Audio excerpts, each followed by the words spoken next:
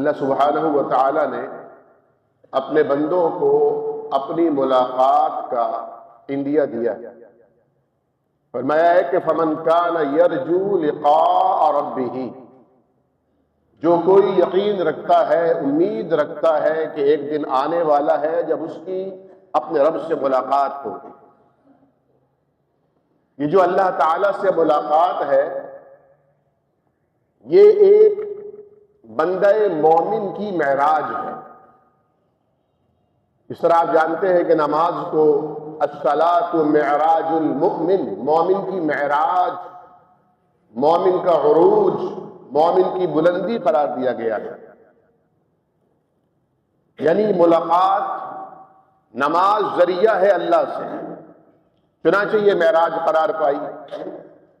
لیکن ایک وہ ملاقات کہ روح جس کے لیے بے چین رہتی ہے، اسے اصل قرار اس وقت حاصل ہوگا جب وہ اللہ رب العالمین سے ملاقات کرے۔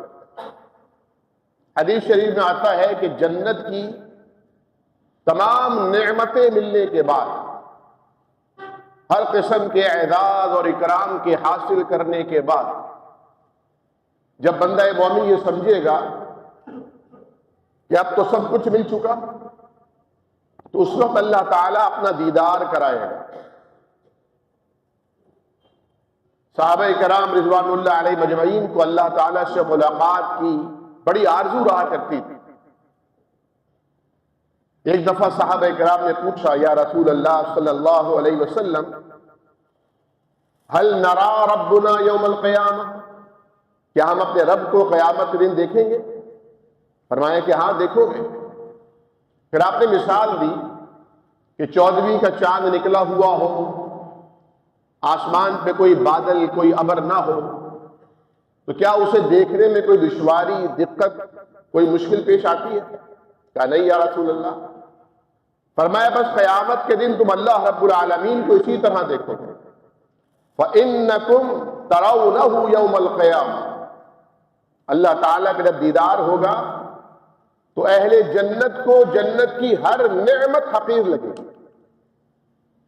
وہ اللہ تعالیٰ سے ملاقات اور اس کے دیدار کرنے کے بعد حقیقی طور پر اللہ تعالیٰ کی نعمتوں سے مستفید ہوں گے۔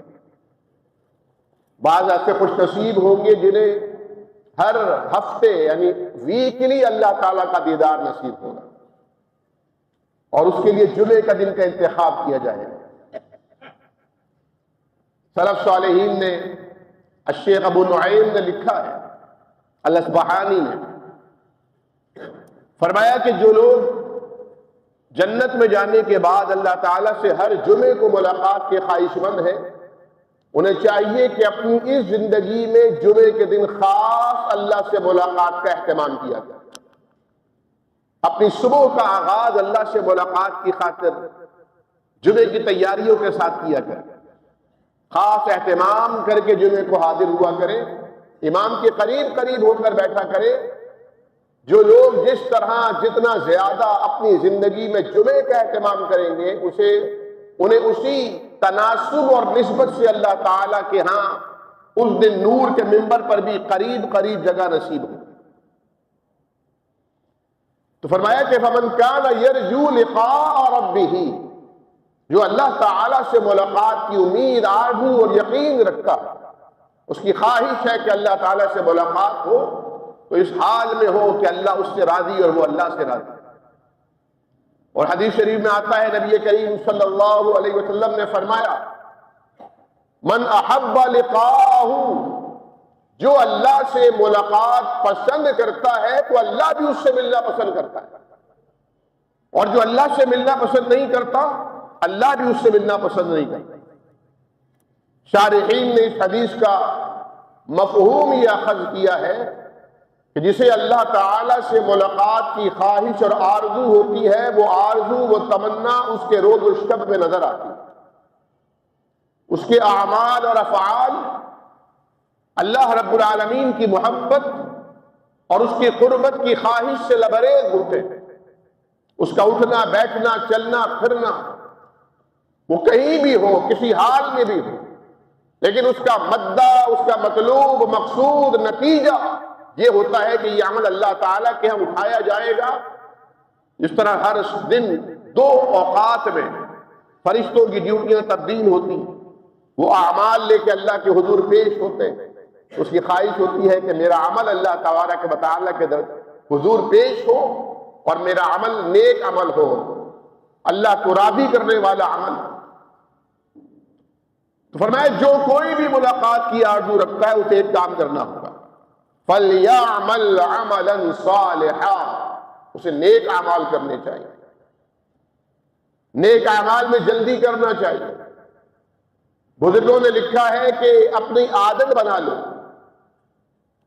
جب شیطان کا یا نفس کا کوئی داعیہ آئے، تفریح کرنے جانا ہے، کہیں آؤٹنگ کے لیے جانا ہے، کہیں دوستوں کے ساتھ کھانے پینے کا کوئی ٹور بنانا ہے، کوئی تفریح، حرام نہیں ہے، لیکن دینی کام تو بہرحال نہیں ہے، مباح ہے، جائز ہے، لیکن دینی کام تو نہیں ہے جس پہ اجر ملے، تو اسے پینڈنگ میں ڈالنا. کوئی سوٹ خریدنے کا دل چاہ رہا ہے، کوئی اور ایکٹیویٹی، اسے پینڈنگ کرو، پیچھے کرو، التوا میں ڈالو، بعد میں کر لیں گے.